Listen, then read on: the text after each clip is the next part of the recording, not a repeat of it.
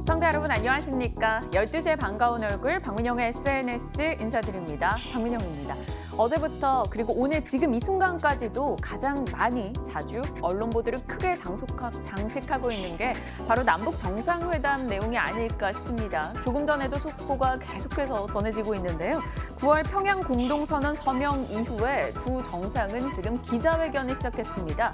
그 안에서 들려오고 있는 속보의 내용들은 평화, 교류 혹은 조만간 서울을 방문하겠다. 이 한반도에서 전쟁 위험 지역은 모두 없애겠다. 뭐 이런 얘기 상당히 긍정적인 이야기들이 나오고 있습니다. 하지만 우리가 기대하는 건 구체적인 정책안들이 될 텐데요. 과연 구체화될 만한 알맹이 내용이 있을 것인가 궁금한데요. 그 현장 분위기 어떻게 진행이 되고 있는지 연결하고 본격적인 프로그램 시작하겠습니다.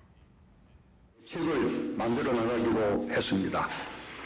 남과 북은 올해 안에 동서해선 철도와 도로 연결을 위한 착공식을 가질 것입니다. 환경이 조성되는 대로 대성공단과 금강산 관광 사업의 정상화도 이루어질 것입니다. 한반도 환경협력과 전염성 질병의 유입과 확산을 막기 위한 보건 여러 분야의 협력은 즉시 추진될 수 있을 것입니다. 금강산 이산가족 상설명예소 복구와 서신왕래 화산상공은 우선적으로 실현해 나갈 것입니다. 2032년 하계올림픽의 남북 공동 개최 유치에도 함께 협력하기로 했습니다. 3.1운동 100주년 공동 행사를 위한 구체적 준비도 시작하기로 했습니다. 10월이 되면 평양예술단이 서울에 옵니다. 가을이 왔다 공연으로 남과 북 사이가 더욱 가까워질 것입니다. 나는 김정은 위원장에게 서울 방문을 요청했고 김 위원장은 가까운 시일 안에 서울을 방문하기로 했습니다. 여기서 가까운 시일 안에라는 말은 특별한 사정이 없으면 올해 안에라는 의미를 담고 있습니다.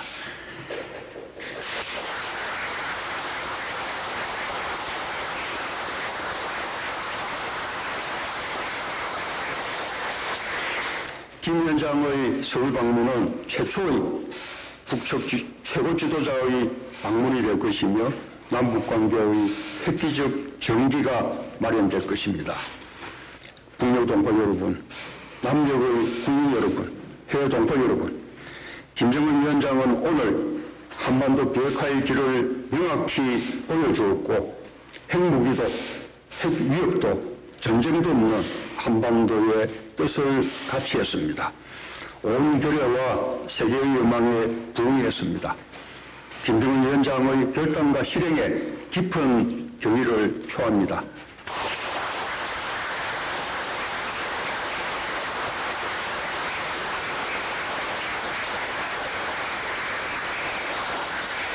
남북관계는 흔들림 없이 이어져 갈 것입니다. 이제 평양회담의 성과를 바탕으로 북미 간 대화가 빠르게 재개되길 기대합니다. 북미 양국은 끊임없이 신설을 교환하며 서로 간의 신뢰를 거듭 확인해 왔습니다. 양국 간 정상회담이 조속히 이루어지고 양국이 서로 합의할 수 있는 지점을 찾을 수 있도록 우리의 노력도 다해 나갈 것을 약속합니다. 지난 봄 한반도에는 평화와 번영의 씨앗이 뿌려졌습니다. 오늘 가을의 평양에서 평화와 번영의 열매가 열리고 있습니다. 감사합니다.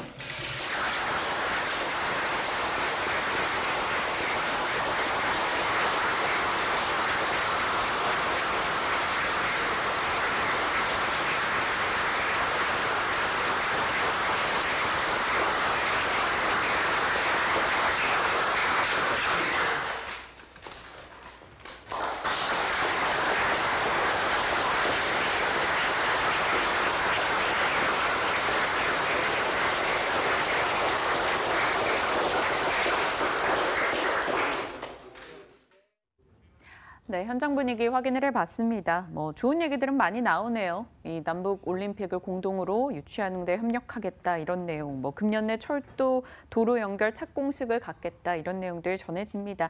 하지만 일단 시장에서 보이는 반응은 생각했던 것보다는 구체화된 내용이 조금 부족하지 않았나 이런 이야기도 전달이 되고 있고요. 철도 관련주들 올라가곤 있습니다만 탄력 자체는 한 2에서 3% 정도 수준에 그치고 있습니다.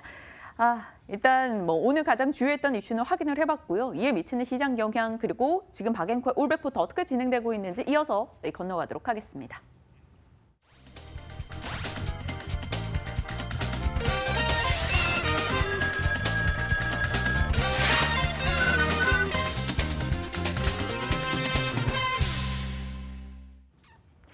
힘들다고 포기하면 아마추어, 힘들고 어려움에도 불구하고 해낸겠죠? 프로가 되기 위한 도전은 계속됩니다. 박앵커의 올백입니다.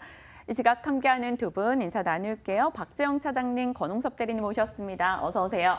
안녕하십니까. 안녕하십니까. 안녕하십니까. 지금 현장 분위기를 저희가 살짝 맛을 봤습니다. 박재영 차장님, 어떻게 평가하세요? 내용이 어떨 것 같으세요? 글쎄요, 내용이 그렇게 중요하다라기보다는 시장 반응은 어차피 소문에 사서 뉴스에 팔아라 이런 이야기들 나오니까요. 오늘 현대상사 어떻게 보면 대표적인 수혜를 볼 수 있는 그런 종목인데 오늘 주가가 확 밀리고 있고요. 철도 관련주들도 앞서 이야기했듯이 그렇게 화끈하게 오르진 않고 있는 그런 네. 상황입니다. 뒤에 다시 또 유엔 총회에서 문재인 대통령이 아마 트럼프 대통령을 만날 거예요. 여기서 종전선언이라든지 이런 것들이 나오면 또 한번 움직일 수도 있다라고 보지만 그 파급력 자체는 조금 약해지지 않을까라는 생각을 하고요. 중장기적으로는 수혜 종목들 찾기가 진행이 되겠죠.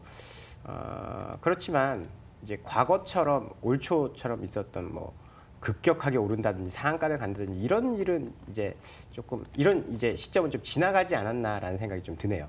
네.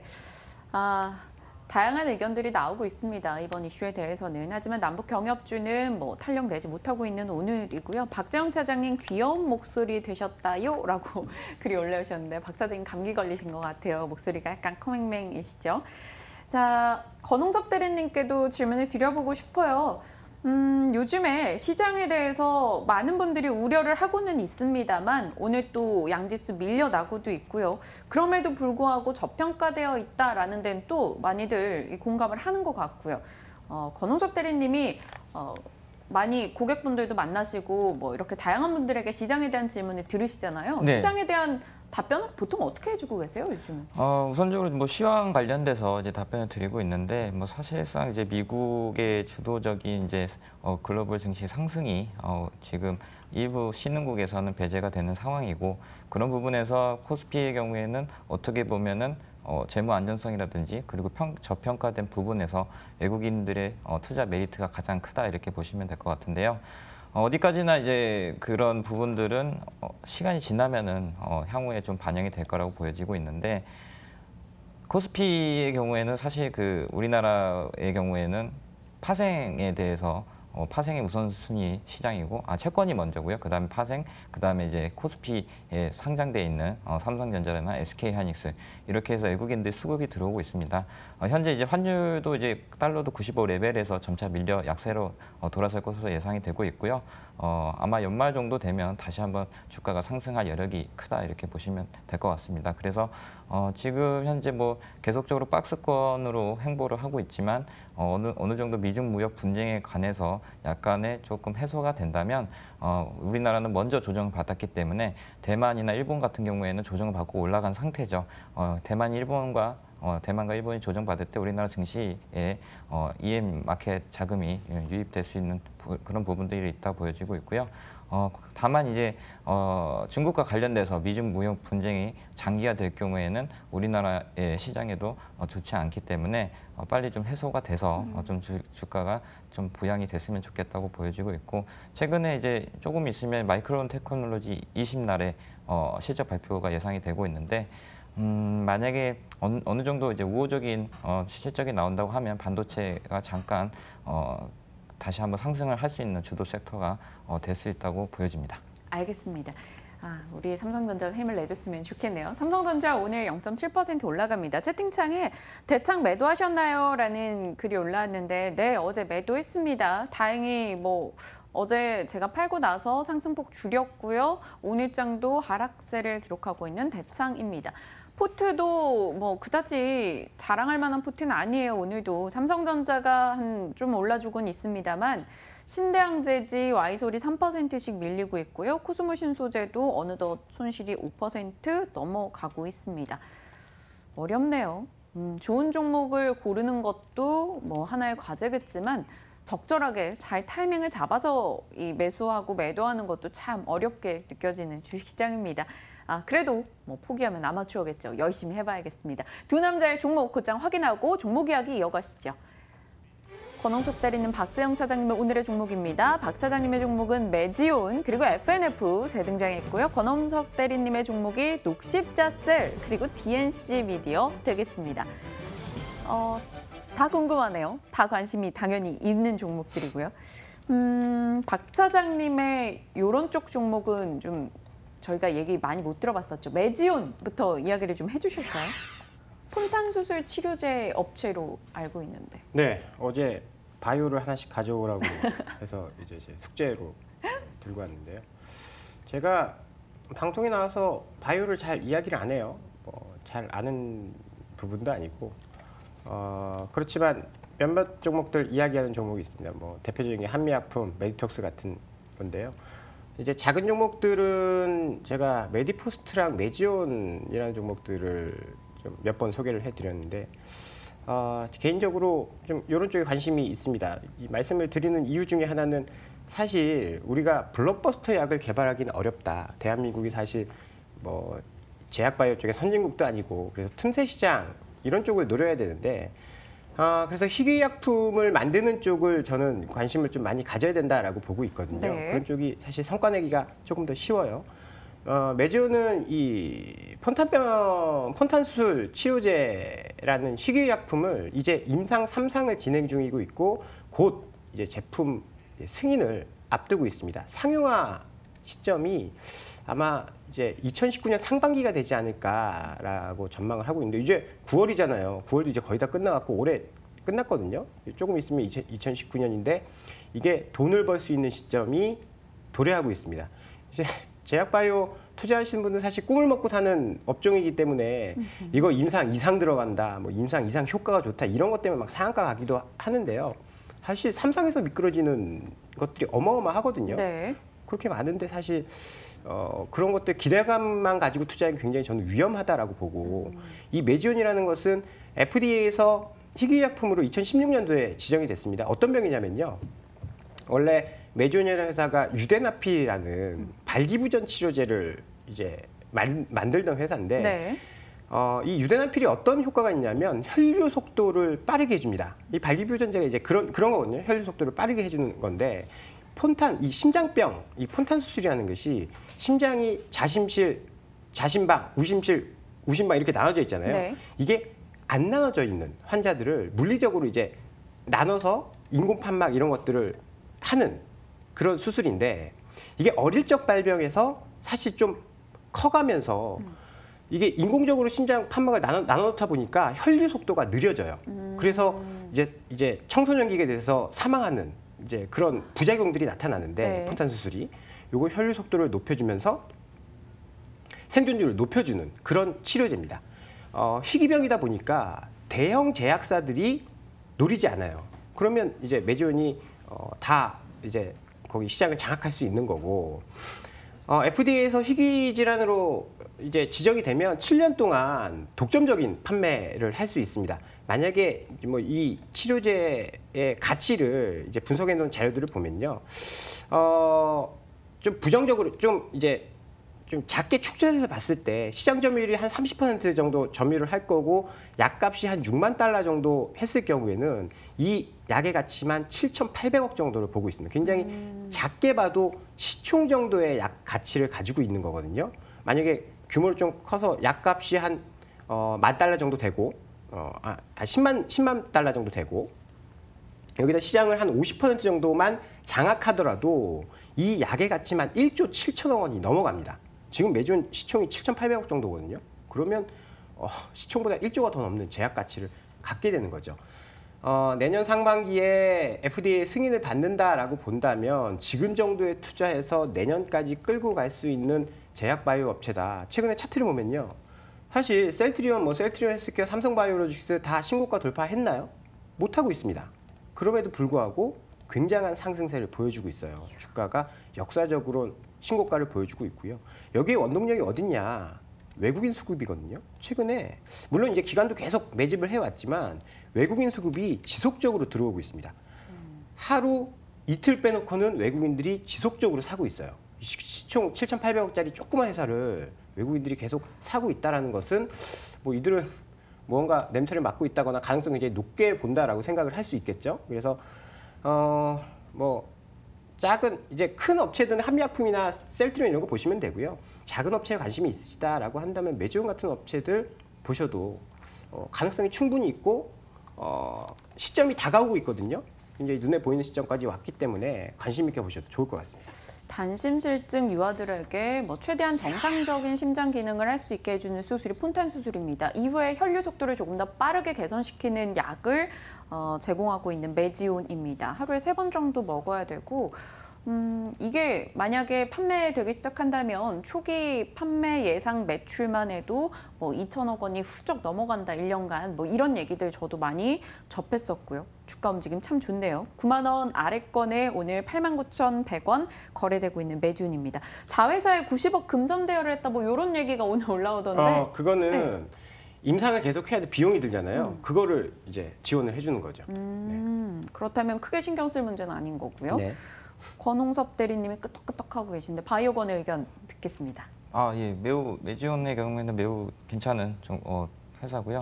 현재 그 삼상 진입한 회사들 중에 바이로메드 그리고 신라젠 이런 부분들이 있죠.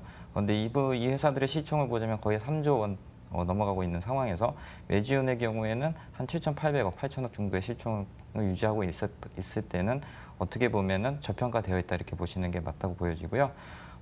일단 우리가 그 삼상에 들어가서 환자의 부작용에 대한 문제에 대해 만약에 이제 신라젠 팩사백이나 그리고 아까 말씀드린 바이로메드 유전자 치료 관련된 그런 부분으로 봤을 때는 부작용이 발생할 수 있는 부분이 있습니다. 그러나 이제 동사의 경우에는 유데나필이라는 기존에 있는 후보 물질을 가지고 새롭게 폰탄 수술 환자에 대한 적응증을 가지고 신약을 개발했기 때문에 부작용보다는 아무래도 그런 그 환자의 적응률이 더 높게 나타날 것이라고 예상이 되고 있고요. 단순히 그 약제 판매뿐만이 아니라 다른 그 약과 병용으로 투여가 될 수 있다는 부분이 또 메리트가 있기 때문에 그런 부분에서는 메지온의 지금 시가 가격은 굉장히 싸게 보여진다 이렇게 보시면 맞고요. 한 내년 상반기에 FDA 판매 허가 승인이 나면 그런 부분에서 주가가 한 번 더 상승할 여력이 크기 때문에 그렇게 된다면 주가 수준은 거의 한 18만 원, 20만 원까지도 충분히 올라갈 수 있는 부분이 있어서 관심 있게 봐야 된다 이렇게 보시면 될 것 같습니다. 알겠습니다. 깜짝 놀랐습니다. 가격 얘기 듣고요.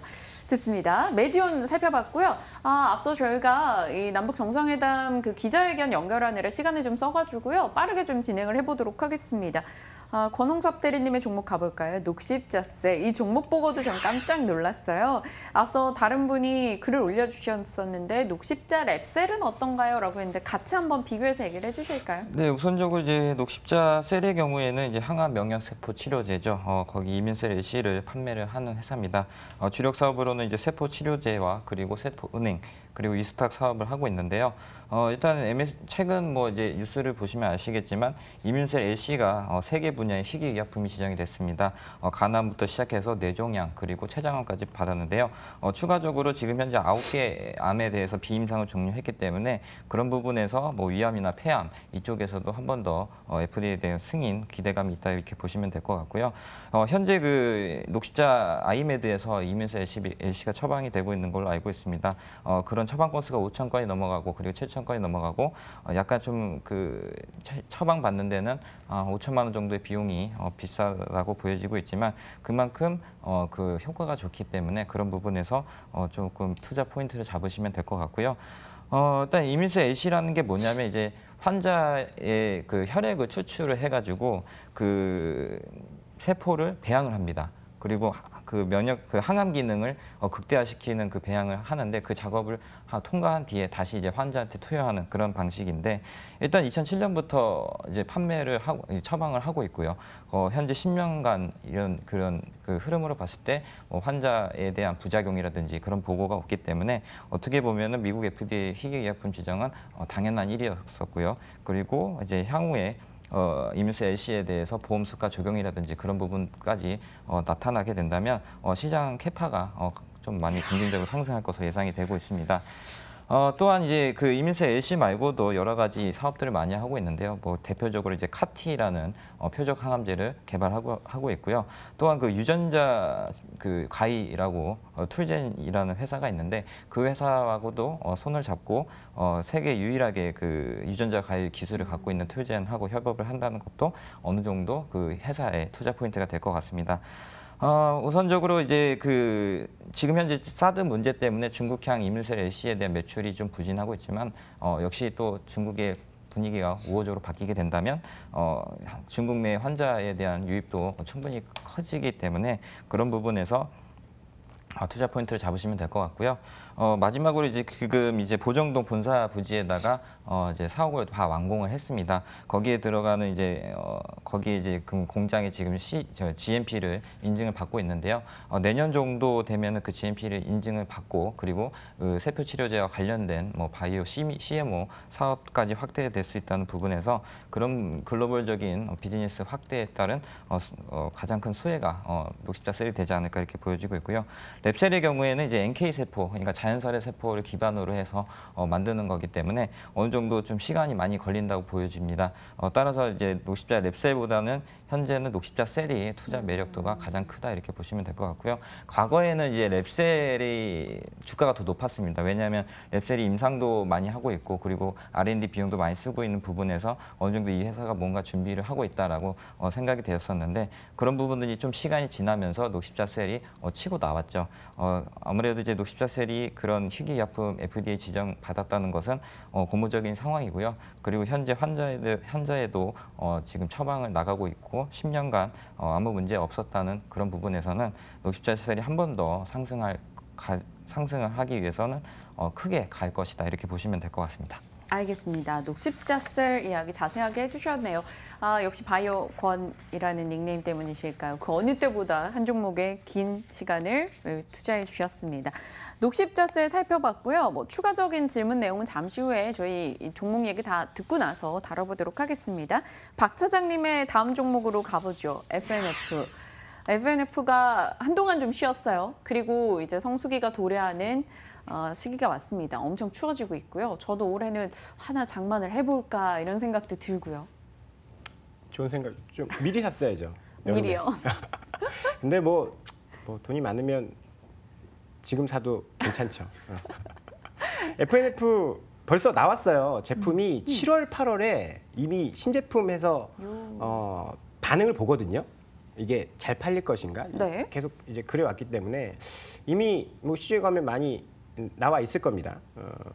이제 1분기, 2분기는 MLB가 실적을 견인을 했었고요. 원래 이제 디스커버리뿐이 없었는데 MLB가 실적을 정말 예상치 못하게 하드캐리했고 이제 하반기 되면 바톤을 디스커버리랑 교체를 할 겁니다.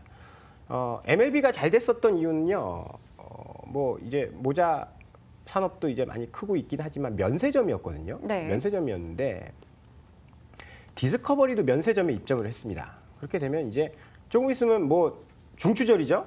중국 중추절이고 뭐 이제 연휴가 굉장히 긴데 그러면 아마 면세점에서 이런 패딩 같은 거 사갈 가능성이 저는 높다라고 봐요. 제가 얼마 전에 해외를 갔다 왔는데 해외에서 공유의 인기는 정말 압도적이더라고요. 지금 차장님 되게 불리해요. 화면에 공유랑 같이 잡히고 계세요. 좀 자제해 주세요. 제 화면 좀 빼주시고 엄청나거든요. 뭐 그렇다라고 본다면 중국에서도 뭐 도깨비 인기 엄청 났으니까 면세점이 있으면 아마 MLB 못지않은 이제 성장을 보여줄 가능성이 있다. 이제 디스커버리 팔릴 만큼 팔렸잖아라고 생각들 많이 하실 텐데 중국인 관광객한테 팔리면 그 상단을 예상하기가 굉장히 어렵거든요. 그러면 5만 원짜리 모자 잘 팔리는 거랑 80만 원짜리 패딩 잘 팔리는 거랑은 파급력이 달라질 수 있습니다. 그런 점들을 한번 고민을 해야 되는 그런 시기고요. 주가도 최근에 조정을 많이 받았어요. 시간이 뭐 그렇게 많지 않고 여러 번 네. 이야기를 드렸으니까 이 정도만 말씀을 드리고 주가도 꽤 조정을 받았습니다. 그런데 조정받은 자리가요. 꽤 이쁜 자리예요. 이쁜 자리에 조정을 딱 받고 오늘 양봉이 딱 섰습니다. 지금 뭐 기술적으로 뭐 분석들 많이 하시는 분들은 야, 이거 모양 참 예쁘다라고 생각을 하실 수도 있고요. 네. 조정받는 동안 외국인과 기관이 많이 팔았냐? 그렇지 않습니다. 그냥 꾸준히 보유하고 있거든요. 워낙에 밸류에이션 자체가 싼 종목이기 때문에 뭐 굳이 조정받는다고 걱정할 필요는 없다라고 생각을 하고요. 주가 올라가는 속도가 실적 올라가는 속도를 못 따라잡고 있기 때문에 꾸준히 관심 있게 보셔도 좋을 것 같습니다. 저 자리대에서 저희가 팔고 나서 조정이 나왔습니다. 다행이겠죠. 좀 한풀 안도를 하고요. 일단 다시 담는다면 저희가 FNF로 참 여러 번 매매를 하게 되는 건데요. 살짝 조정을 받고 올라가는 이 시점 나쁘지 않아 보여요. 디스커버리 패딩 짱 따스워요, 강추요라는 글도 올라오고 있네요. 네, 일단 FNF 들어봤고요. 다음 종목 곧장 듣고 마저 진행을 하도록 하겠습니다. 권홍섭 대리님의 이 종목이 저는 굉장히 궁금했어요. DNC 미디어. 버림받은 황비, 황제의 외동딸, 네, 뭐 맞습니다. 나는 이지바이. 제가 요즘에 웹툰을 폭 빠져가지고 돈을 엄청 쓰고 있었거든요. 황제 외동딸은 진짜 몇 년째 인기를 끌고 있는 것 같아요. 예, 뭐 거기다가 지금 일본에서도 엄청난 그 흥행이 나타나고 있기 때문에 그런 부분에서 해외 수출에 대한 그 기대감도 유효하다 이렇게 보시면 될 것 같은데요. 최근 들어서 저도 이제 가끔 이제 거리를 좀 가다 보면은 그 다들 스마트폰으로 다 웹툰 다 많이 보고 저도 계시더라고요. 지하철에서 봐요. 그런 부분에서 그런 그 회사가 뭐 하는 회사가 있나 한번 서치를 해봤는데 그 가운데서 DNC 미디어가 우리나라 그 국내 최대 웹소설 콘텐츠 프로바이더라고 소개를 나오면서 거기에 대해서 한번 관심 있게 봐야 된다 이렇게 보시면 될 것 같습니다. 앞서 말씀드렸다시피 이제 히트작은 황제의 외동딸로 웹소설 구독자가 한 146만 명 이렇게 좀 추계가 되고 있고요. 스마트폰 확대로 인해서 모바일 환경에 머무는 시간이 길어지고 소비하는 콘텐츠가 많아지는 트렌드가 이런 그 회사의 실적이 그대로 반영이 되고 있는 것으로 나타나고 있습니다. 2분기 실적만 하더라도 전년비 대비해서 한 30% 정도 영업이익이 상승을 했고요. 계속적으로 그 모바일 확대와 그리고 아무래도 20, 30대 모바일 그 머무는 시간이 길어질수록 동사의 수혜가 예상이 되고 있습니다. 현재 그 전략적인 제휴 관계에서는 이제 카카오 페이지와 그리고 네이버 등 한 20개 정도의 모바일 플랫폼에 콘텐츠를 공급하고 있는데 그런 부분에 있어서 봤을 때는 지속적으로 그 웹툰과 웹소설에 대한 수요가 계속적으로 잔존할 가능성이 크기 때문에 그런 부분에서 장기적으로 성장할 수 있는 그러한 그 부분들이 있다 이렇게 보여주면 될 것 같고요. 원래 2015년도까지만 해도 이 회사의 매출은 거의 한 100억 원 정도에 그쳤습니다. 그러나 이제 그런 그 전자책과 그 종이책에 대해서 어느 정도 매출에 대한 매출 비중이 50%, 60% 넘어감에 따라서 동사의 매출액도 거의 2배 가까이 상승을 했는데요. 물론 지금 뭐 다른 타사 대비해서 매출이 뭐 250억, 300억 정도로 미진하지만 이런 그 폭발적인 성장률로 봤을 때는 주가와 연동해서 좀 많이 탄력 있게 올라갈 수 있는 부분이 있다 이렇게 보시면 될 것 같고요. 상장이 솔직히 된 지는 2017년에 됐기 때문에 얼마 되지 않았습니다. 그러나 이제 그런 그 코스피나 코스닥의 힘겨운 장 속에서도 계속적으로 박스권을 유지를 하고 있었고 오늘 정도 이제 이번 주 정도 해서 추석 지나고 나서는 위 상단 박스권은 16,400원 정도를 돌파할 것이라고 예상이 되기 때문에 흐름도 괜찮고 수급적인 부분은 아무래도 시총이 작다 보니까 기관의 수급은 좀 더디지만 외국인들의 수급이 약간 좀 기대되는 종목이다 이렇게 보시면 될 것 같습니다.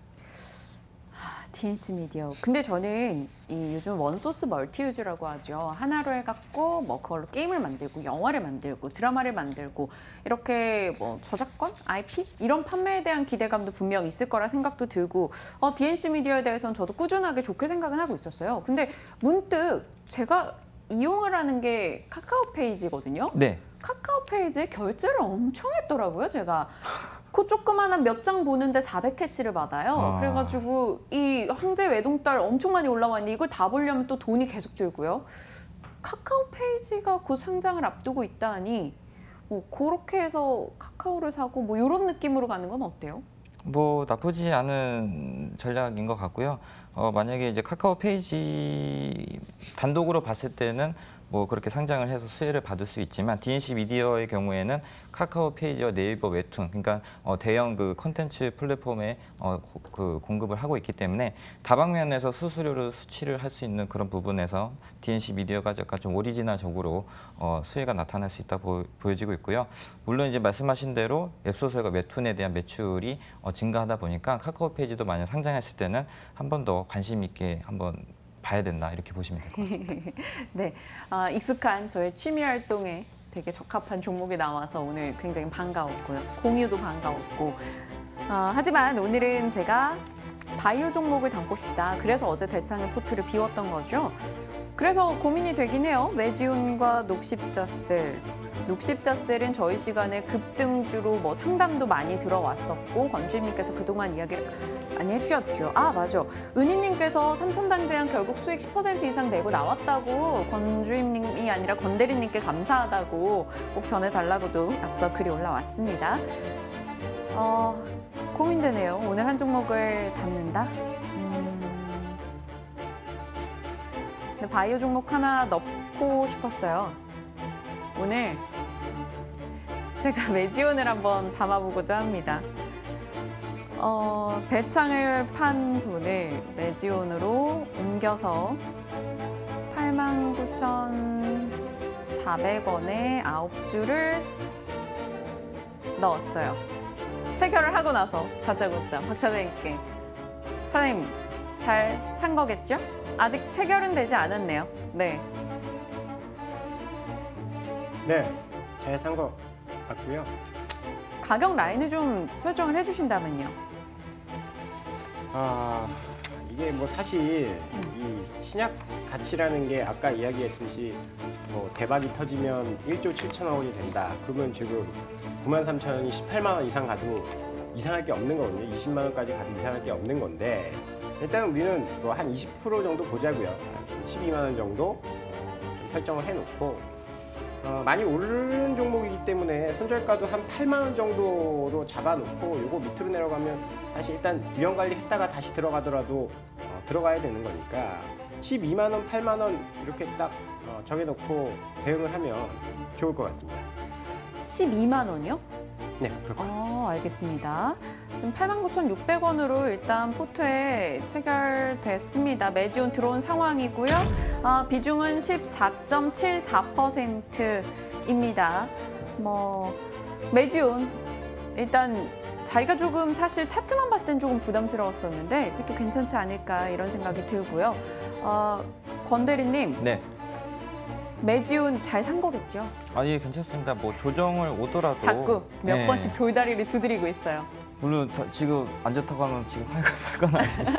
네. 그래서 일단 뭐 기간 바이오 종목들이 대거 조정을 함에도 불구하고 메지온의 경우에는 조정의 깊이가 그렇게 깊지 않고 또 상승을 하면 또 상승 탄력이 가장 큰 종목이기 때문에 지금 시점에서 들어간 거는 뭐 어떻게 보면은 약간 좀 꼽시라고 부담스러울 수도 있겠지만 현재 뭐 저평가되어 있고 지금 현재 뭐 임상 3상과 관련된 부분에서 내년도 판매 허가까지 나올 수 있는 그런 스킴이 있기 때문에 투자 매력도가 가장 높은 바이오 종목이라고 말씀드릴 수가 있고요.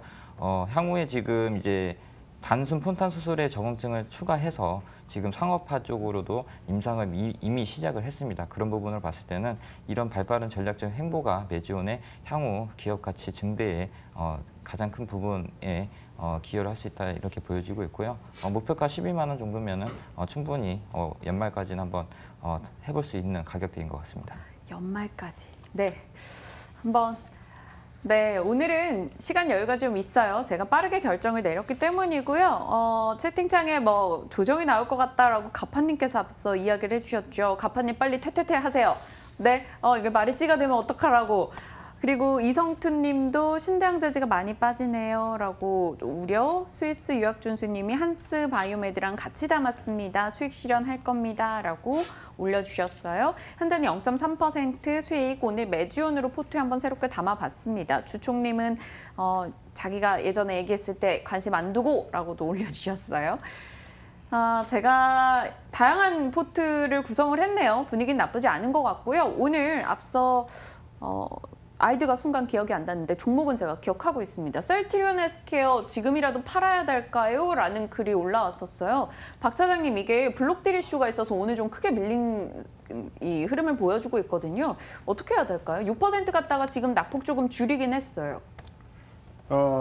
글쎄요. 참 어렵죠. 어렵네요. 이게 얼마 전에 테마섹이었나요? 이대주주 테마섹도 지분을 좀 줄였잖아요. 뭐 사실 저는 그렇게 생각합니다. 뭐 피터 린치다 이런 사람들도 책에 그렇게 썼어요. 대주주 돈 필요하다. 대주주 돈 써야 될 일 있으면 어떻게 해요? 주식 팔아야 되는 거잖아요. 어쩔 수 없는 일이긴 한데 자꾸 1대주주 아니고 2대주주, 3대주주 이런 이제 굵직한 쪽에서 자금이 빠져나간다는 건 좀 기분 나쁜 일이고. 네. 뭐 근데 사실 그렇게 큰 금액을 받아가는 사람이 바보일 리 없잖아요. 그만큼 또 이게 양면적인 거거든요. 뭐 누가 블록딜로 많이 팔았다라는 것은 누가 또 반면에 블록딜로 많이 샀다라는 이야기가 될 수 있어요. 그렇기 때문에 뭐 아주 크게 걱정할 만한 일은 아닌 것 같습니다. 이 바이오시밀러 이 약품이 잘 파는지 이 본질을 봐야 할 것 같고요. 뭐 블록딜이 일어나서 주식을 팔아야겠다? 저는 이런 쪽에는 좀 반대하는 입장입니다. 알겠습니다. 참고가 되셨길 바라고요. 권 대리님, CJ 헬로에 대해서도 상담이 들어와 있는데 11,000원에 비중이 한 20%이신데 지금이라도 팔아야 될까요? 하셨어요. 동일한 분이신데 오늘 좀 손실이 있으신 것 같아요. 지금 9,000원대 CJ 헬로 의견 주실 수 있을까요? 네, 우선적으로 이제 그 CJ 헬로의 경우에는 이제 IPTV 서비스하고 4세대인가요? 그 별정 이동 통신, 예, 그런 부분들을 이제 사업을 하고 있는데 지금 뭐 행보하는 거 봐서는 뭐 121선과 이평선이 밀집을 하고 약간 좀 시간이 걸리겠지만 121선 지지하면서 다시 한번 11,000원대로 올라갈 수 있는 여력이 있기 때문에 기술적 분석상 지금 현재 흐름은 나쁘지 않은 흐름이다 이렇게 보여지고 있고요. 향후에 뭐 이제 그 M&A라든지 그런 좀 이슈가 남아 있는 종목이기 때문에 11,000원 정도부터는 비중을 좀 축소하셔서 조금 가격을 좀 손실을 좀 줄이시는 방법이 좋다고 보여지고 있고요. 오히려 지금 저의 경우에는 한 9,300원 정도 온다고 하면 오히려 조금 매수를 더 해서 물타기를 해서 조금 평단가를 낮춰서 한 1,500원이나 1,200원 정도에 빠져나오는 전략을 좀 추천드리고 싶습니다. 알겠습니다. 종목 이야기 전해드렸고요. 오늘은 그래도 DY파워, 두산인프라코어, 진성TC 뭐 이렇게 굴삭기 업체들의 주가 움직임 상당히 좋습니다. 건우님이나 에드워드 박님이 DY파워, 두산인프라코어 보유 중이신 걸로 알고 있는데 조금이나마 좀 나아지셨길 바라보고요. 포트 이야기 좀 나눌게요. 다행이에요. 오늘 시간적 여유가 좀 있습니다. 신대양재지와 Y소리 걱정입니다. 박 차장님, 신대양재지가 이번 주 분위기 영 별로네요. 제가 뭐 분명히 말씀드렸잖아요. 그저께 신대양재지를 이제 단기로 보시는 분들은 팔아야 되는 시점이고 5일선, 10일선 깼으니까 단기로 보시는 분 팔아야 될 시점이고 중장기로 보시는 분들은 분할해서 매수에 들어가야 되는 시점이다라고 말씀을 드렸습니다.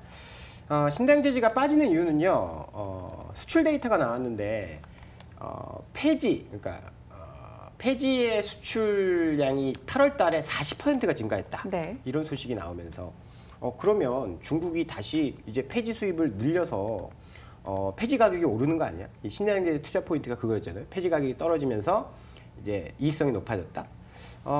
그리고 또 하나는 이제 원지에 대한 수출이 감소했다. 그러니까 골판지에 대한 수출이 감소했다라는 점. 그러면 이제 중국이 많이 만드니까 우리가 가격이 싸서 중국이나 이런 데 수출을 많이 할 수 있을 거라고 생각했는데 그런 호황기가 끝났나 보다라고 생각을 할 수 있습니다. 그런데 이게 다 오해에서 좀 비롯됐다라고 생각을 하는데요.